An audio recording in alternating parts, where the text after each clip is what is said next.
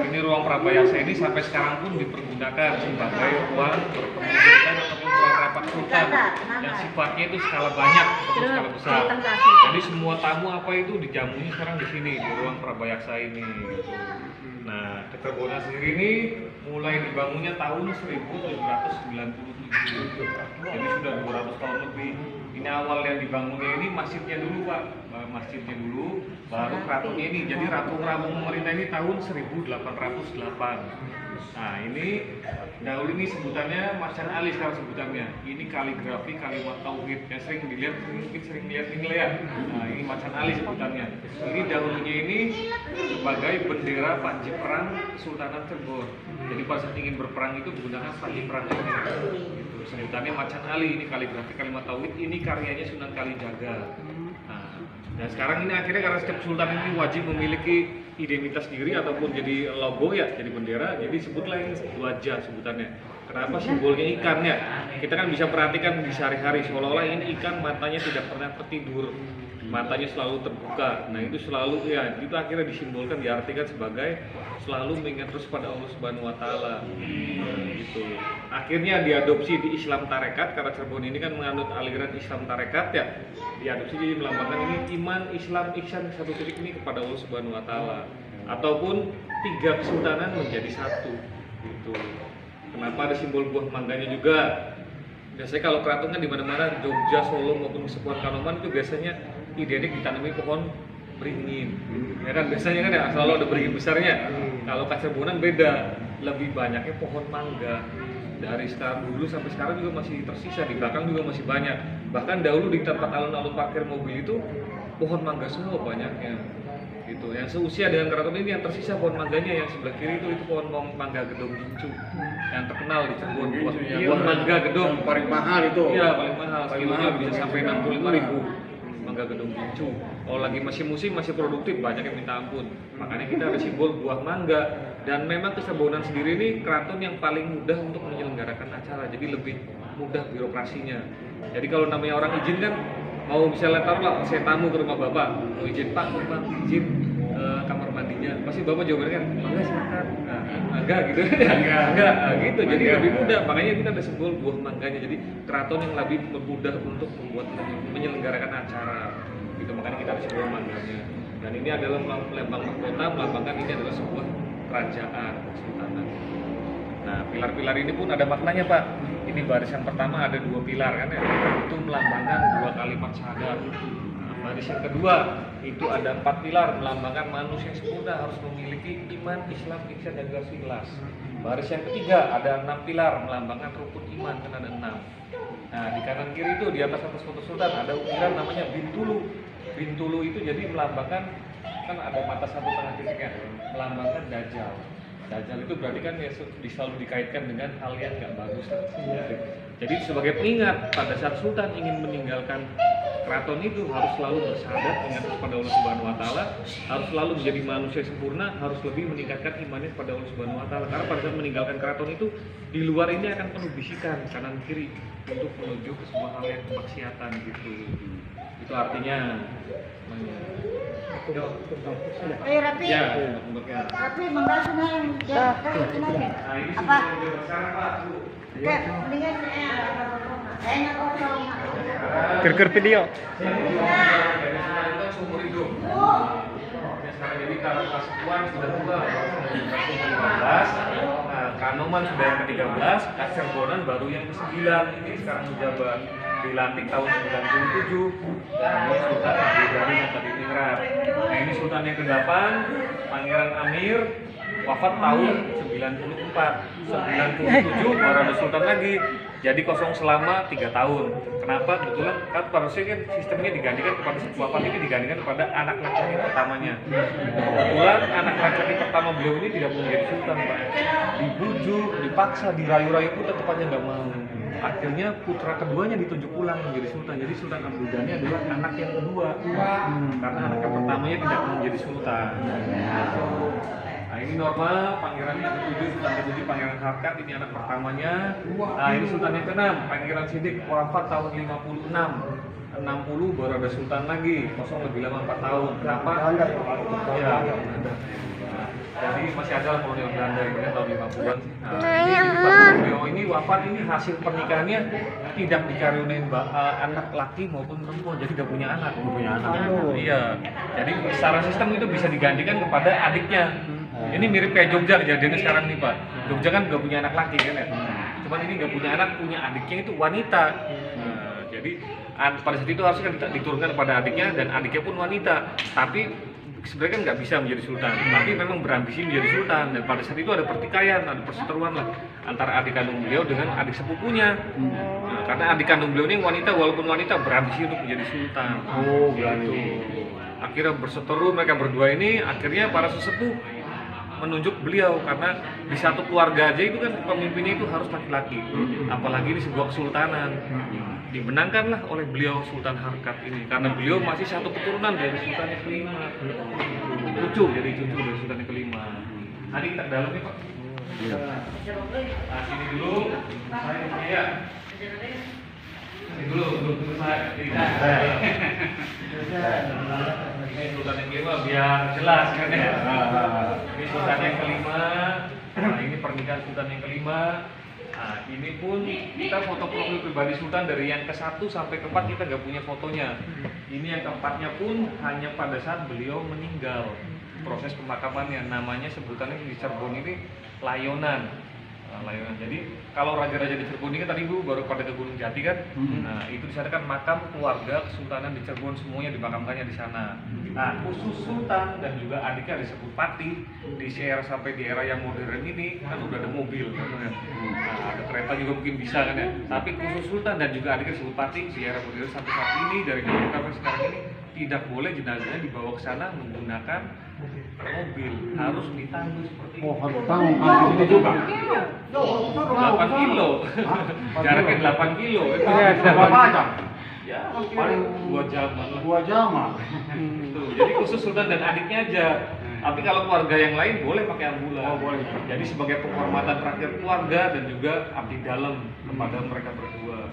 Dan bahkan ekstrimnya lagi ini dahulu kala itu si pembawa jenazahnya ini yang ikut kirapnya lah pembawa jenazahnya ini tidak boleh menggunakan alas kaki. Harus nyeker. Cuman kalau sekarang ini kan ya jalanan udah cukup macet ya. Jadi jalan agak kehambat lah, mungkin akan memakan waktu yang panjang. Kan kasihan panas juga. Akhirnya ada kelonggaran, boleh pakai sendal.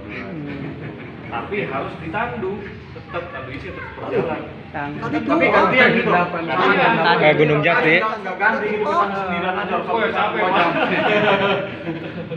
Kalau ganti ya sampai prosesnya itu layonan gitu. Kan makanya tadi Bapak ke Gunung Jati kan ada nggak? Lihat nggak? Ada balai layonan. Balai layonan itu jadi setelah jenazah sampai di sana ditaruh di balai layonan di situ. Nah, setelah kan sebenarnya di keraton ini sudah disolatkan. Di sana itu disolatkan yang kedua kalinya di balai layonan. Setelah disolatkan di situ lagi baru dimakamkan. Tapi kalau keluarga yang boleh, yang lain ini boleh pakai ambulan.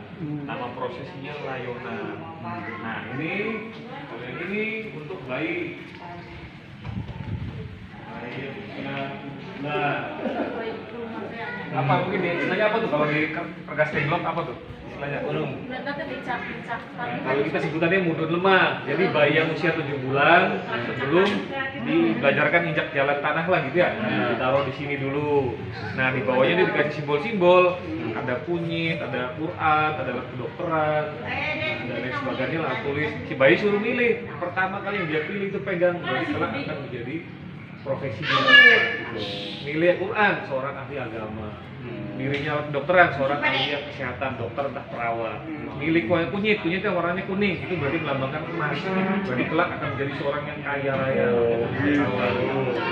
Nama di kita sebutannya mudun lemah. Sebenarnya ini budaya Jawa ya, semua Jawa pasti ada semua lah begini. Cuman namanya lain-lain. Kalau di Wetan kan di Jogja namanya tadak sinten. Kemarin orang Bekasi bilang ngomongnya cuci tangan, cuci tangan ya caranya gitu. Orang Bekasi Tenglok apa namanya? Urungkan ya. Marhabanya. Ngayun tuh. Menurunkan ya, urungkan. Oh iya. Ini masih ngayun, Bang Ngayun. Tahun berapa ini? Ini dibuat dari tahun 80-an. Ini turun temurun dari anak sultan gitu. Mereka kalau budaya yang lain kan pakai kandang ember nggak begitu besar ya. Tapi karena ini perannya sultan jadi ya gede dibuat istimewa. Ayo mereka kita dalam yuk. Ayo. Oh iya tulisan bahwa laurenan ya. Pak. Pak. Pak.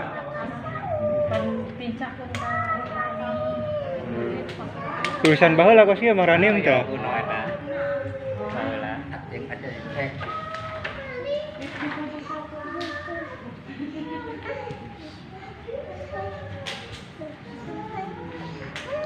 Assalamualaikum.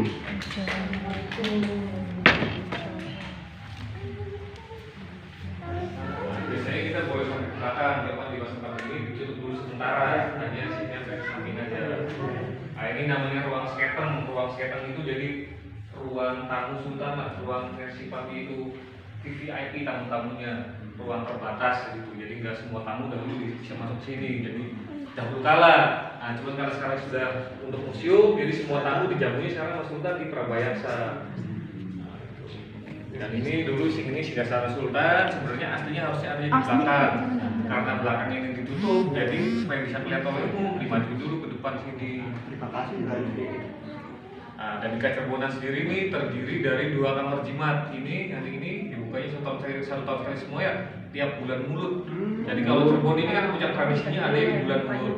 Kalau Jogja kan adanya 1 Muharram.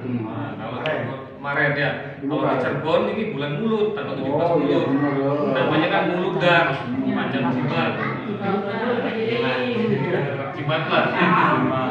Nah, ini pakaian pernikahan khusus putra-putrinya Sultan sampai saat ini pun dipergunakan. Khusus putra-putrinya, jadi ada satu sesi acara pengantinnya itu harus menggunakan pakaian ini. Ini buat laki-lakinya, ini buat wanitanya. Nah, ini foto keluarga Sultan yang sekarang. Suami, istri, ini anak pertamanya, anak kedua yang bungsu ini yang kelak bakal menjadi sultan setelah ayahnya wafat nanti.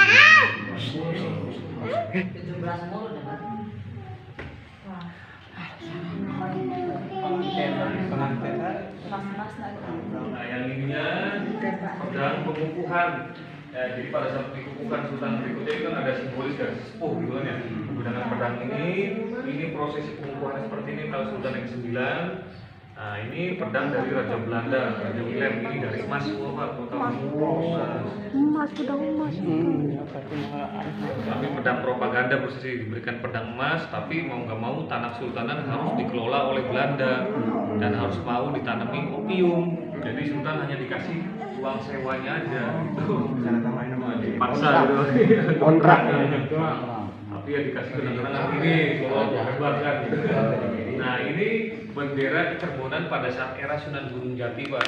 Nah, ini hanya replikanya, kopiannya aja. Yang aslinya sekarang adanya di Museum Belanda. Nah, ini karyanya Sunan Gunung Jati dan Konon Cerita berduet sama Sunan Kalijaga.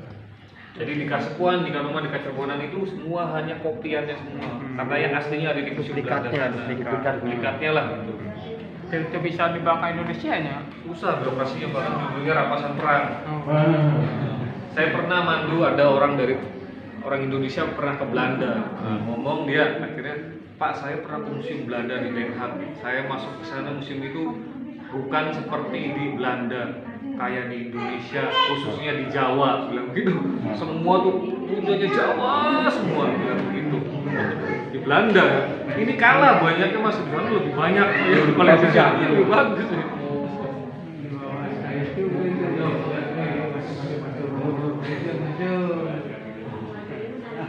Ini namanya ruang arsip, Pak. Arsip. Nah, ini ruang arsip ini dulu digunakan menyimpan arsip. Nah, akhirnya sekarang karena museum yang untuk display ya. Ini gamelan tegung, ini baru saja dimainkan 2 hari yang lalu. Tiap 1 suro. Jadi kalau di Kecerbonan ini puncak tradisinya kan adanya di bulan 1 suro. Bukan puncak tradisi, jadi di 1 suro ini hanya memainkan wayang kulit pusaka atau memainkan gamelan. Kalau puncak tradisinya ada di bulan Mulut. Nah, ini baru 2 hari yang lalu dimainkan. Ini namanya gamelan tegung. Usianya lebih tua daripada keraton ini sendiri. Ini dibuat dari tahun 1600. Dan ini bisa ada rekaman masa lalu, ini bisa mengundang hujan di saat musim kemarau. Nah, jadi ada rekaman masa lalu, Sultan terdahulu itu di musim kemarau berdoa pada Allah Subhanahu Wa Taala untuk mengharapkan hujan sambil diiringin musik dengung ini dimainkan. Tapi yang ini yang untuk mengundang hujan yang ketiga ini, makanya kita istimewain. Jadi kalau untuk mengundang hujan ininya dipasang. Kalau tidak untuk mengundang hujan surau biasa, ya ininya aja yang dimainkan, ini sih tidak. Nah, gitu. Jadi makanya ini juga ada sedikit pamornya gitu kan. Jadi kalau pamor biasanya hanya ada di keris kan. Nah kalau ini kan kelihatannya ada pamornya kan, seperti bintang gitu. Kelihatannya? Oh iya. Bintang, bintang. Jadi pamornya ada. Ini dahulunya pusaka dari Keraton Kanoman. Makanya kata-kata dengung itu berasal dari Majeng Ingkah Agung, berarti bersifat Allah Subhanahu Wa Taala. Nah ini wayang kulit kuno, ini dibuat sama dengan umuran ini, dibuat dari tahun 1600. Nah, total tokohnya ini ada 250 piece tokoh wayang, ada 3 piece 3 tokoh dari kulit manusia. Nah, jadi bukan sepenuhnya kulit manusia, jadi kulit kerbau yang dilapisi dengan kulit manusia. Gitu. Setelah jadi dirajah khusus. Nah ini era Sultan Kanoman yang kedua, karena ini dari dahulunya pusaka dari Keraton Kanoman. Nah 3 piece tokohnya itu tokohnya Semar, Arjuna bersama 6 istrinya Arjuna, mereka Dewi Sinta. Nah, akhirnya ini diciptakanlah. Konon ceritanya itu wayang kulit ini kan adanya di belakang layar. Nah yang wayang kulit ketiga tokoh itu dahulu kala pada saat dipentaskan tanpa dalang, tanpa nayada, main sendiri semua bermain sendiri semua. Nah, kayak ketiga tokoh itu pada saat dimainkan itu yang muncul bisa, kalau cerita bisa menembus kain tanpa merobek. Jadi kayak tembus gitulah, keluar masuk sendiri begitu. Itu era Sultan Kanoman yang kedua. Nah, pada saat Sultan Kacerbonan yang pertama adalah Sultan Kanoman yang keempat mementaskan kembali wayang kulit ini. Tapi itu pakai dalang ada nayaga. Nah, tapi akhir pada saat itu tokoh Arjuna dari kulit manusia ini dimunculkan di layar. Tiba-tiba Sultan Kacerbonan ini meninggal di tempat, Pak, tanpa alasan yang jelas. Pokoknya mendadak meninggal aja. Makanya disebut wayang kulit Arjuna si geger, karena buat geger suasana. Dan akhirnya pun berdampak ini disegel, jangan dimainkan lagi, jangan dibuka-buka lagi. Setelah hari itu trauma, hal tersebut terulang kembali. Ini makanya seperti disegel. Tuh. Jangan dibuka lagi. Dan akhirnya karena kita tiap satu suro itu wajib mementaskan wayang kulit, dibikinlah duplikatnya ini. Jadi sekarang tiap satu suro itu yang dimainkan, yang dipentaskan yang ini. Oh, yang ini ya. Ini dibuat dari setelah ini berhenti ini. Gitu. Dan khusus satu suro sendiri, nanti kita insya Allah minggu depan akan mementaskan wayang kulit ini. Karena kan menjelang 1 Muharram, sudah mustahil Muharram. Khusus 1 Muharram itu tidak boleh menggunakan lampu tembak, harus menggunakan manual, pakai cempor atau sebutan ini dalung. Gitu. Minyak tanah apa? Minyak lentik. Oh, minyak lentik. Nah, sejarahnya mau diceritakan nggak? Kenapa terpecah-pecah?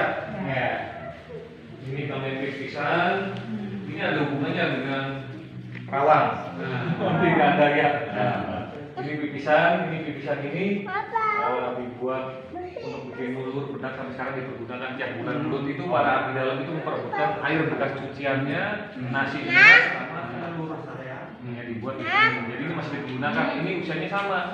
Kalau batu purba dari abad-abad ke-13-14. Ini pakaian pernikahan dari Sultan yang kelima sampai yang ke-8 setelah wafat kita museumkan. Tapi kita bisa selamatkan sampai yang kelima aja.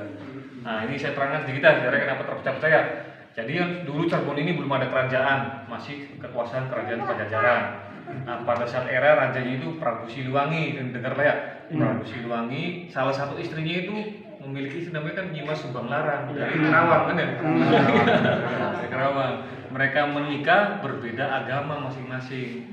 Kan itu Banglarangnya kan Islam, Prabu Siliwangi agamanya Hindu.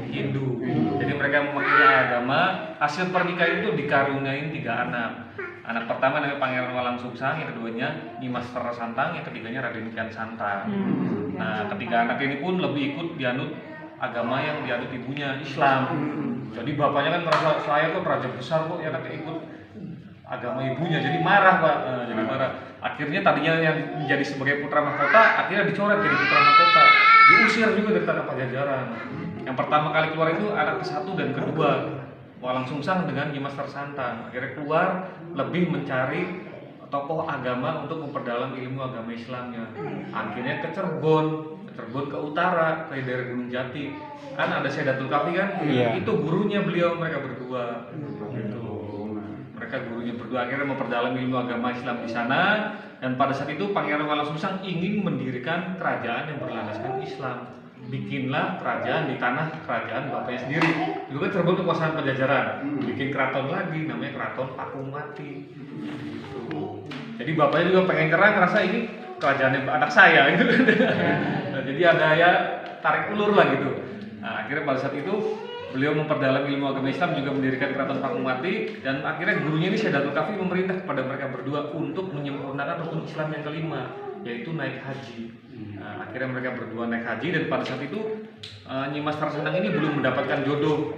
Akhirnya naik haji di sana ketemu jodoh oleh Raja Mesir, namanya Raja Abdullah. Menikah di sana, menetap di sana, sedangkan kakaknya pulang kembali ke Cirebon. Nah, hasil pernikahannya itu dikaruniai 2 anak. Itu kan masih Raja Abdullah masih turun Nabi Muhammad ya. Ya. Mereka menikah dikaruniai 2 anak. Anak pertama namanya Syekh Hidayatullah atau Sunan Gunung Jati, wali songo, wali terakhir. Yang keduanya Syekh Nurullah. Pada saat usia 20 tahun, Sunan Gunung Jati ingin pulang kembali ke tanah luhur ibunya. Akhirnya ke Cirebon. Ke Cirebon numpang tinggal di kerajaan uangnya, menetap di rumah uangnya, dan juga dinikahkan dengan putri uangnya sendiri. Jadi ada pernikahan dekat sepupuan. Nah, gitu. Menikah gitu. Tapi alhamdulillahnya tidak dikaruniai anak. Kalau enggak mungkin akan cacat ya mungkin ya, karena pernikahan sedarah sih kan. Nah, pada saat uangnya pun wafat, sekaligus bapak mertuanya wafat, tahtanya teruskan oleh Sunan Gunung Jati sampai keturunan ini era Demak. Ada kerajaan Demak di Wetamir. Sampai di era Panembahan Ratu kedua ataupun bernama Panembahan Girilaya, ini muncul Mataram Islam. Mataram Islam Jogja sekarang yang di Surakarta. Nah, akhirnya Mataram ini cenderung ingin menguasai tanah kekuasaan Cirebon. Bagaimanapun juga karena gimana. Akhirnya dibuat rekayasa politik. Sultannya ini dinikahkan dengan putri Amangkurat I ataupun raja dari Mataram ya. Diboyong ke sana sampai wafat pun di sana, dan dimakamkannya pun di Imogiri, nggak di Gunung Jati. Harusnya raja-raja Cirebon di Gunung Jati. Makanya salah satu sultan Cirebon yang dimakamkannya di Imogiri ya ini Panembahan Girilaya. Panembahan Ratu kedua, laki-laki namanya, cuma istilahnya ratu itu. Nah, akhirnya ini hasil pernikahannya ini dikaruniai 3 anak. Anak pertama namanya Pangeran Samsudin, yang keduanya Badruddin, yang ketiganya Wangsakerta. Ketiga anak ini pun tadi pada saat ayahnya wafat tidak boleh dipulangkan ke Cirebon, biar kerajaan itu nggak ada penerusnya, dikuasai oleh Mataram. Tujuannya seperti itu. Akhirnya dibantu oleh Sultan Ageng Tirtayasa Banten, karena Banten adalah keluarga dari Cirebon juga gitu ya. Berhasil dipulangkan. Akhirnya dipulangkan anaknya ke Cirebon. Akhirnya Sultan Ageng Tirtayasa Banten ini menyatakan bahwa tiap anak ini berhak untuk menjadi sultan masing-masing. Anak yang pertama akhirnya memperbesar Keraton Pakumati menjadi Keraton Kasepuhan. Sepuh berarti tua. Makanya kalau Keraton Pakumati adanya di dalam komplek Keraton Kasepuhan kan di belakangnya. Akhirnya yang kedua ini Badruddin, Pangeran Badruddin disuruh membuat keraton baru di Witana. Witana itu kampung Padukuhan pertama kali di Cirebon, namanya Padukuhan Witana. Bikin keraton Kanoman. Nom berarti kan muda. Wangsakerta tidak mendirikan keraton, tapi lebih mendirikan namanya Kaprabonan. Kaprabonan jadi tempat penggemblengan ilmu Islam tarekat di situ. Jadi sebelum jadi sultan digembleng masalah Islam tarekatnya di situ. Kalau Cirebon sendiri muncul di era Sultan Kanoman 1, kedua, ketiga, keempat bernama Amirul Mukminin Sultan Kanoman keempat. Ini udah ada kolonial Belanda. Belanda ini pada saat itu selalu menggempur ingin menguasai Cirebon lah. Dan beliau ini sultan yang salah satu tidak pernah pro pada Belanda, selalu berontak terus, beberapa kali dipenjara di Batavia, dilepaskan berontak terus. Akhirnya Belanda kesel, tertangkap, dibuang, diasingkan di Benteng Victoria Ambon di Ambon. Dibuang ke Ambon. Pada saat dibuang ke Ambon itu terjadi perang rakyat Cirebon, namanya Perang Kedongdong. Perangnya lebih besar daripada perang di Ponorogo dan lebih panjang dan lebih banyak memakan korban dari pihak Belanda. Akhirnya Belanda kewalahan, dan salah satu permintaan rakyatnya itu Cirebon ini meminta sultan ini dipulangkan ke tanah Cirebon lagi. Dan akhirnya karena kewalahan dipulangkanlah ke Cirebon lagi. Pada saat dipulangkan, tahtanya ini Raja Sultan Cirebon Kanoman ini sudah didudukin sama adiknya, tapi dari istri kedua, dari Selir. Nah, beliau bijaksana tidak mau merebut tahta. Kalau seandainya itu mungkin ada konflik keluarga mungkin ya Pak. Akhirnya keluar dari keraton Kanoman, mendirikan keraton Kacirbonan ini gitu. Makanya beberapa pusakanya itu dari Kanoman diboyong ke sini. Jadi Sultan Kacerbonan yang pertama adalah Sultan Kanoman yang keempat gitu. Jalannya begitu. Panjang. Jangan apa jadinya. Pasti paham lah gitu ya. Nokot iki mutu. Abang. Kuno ini.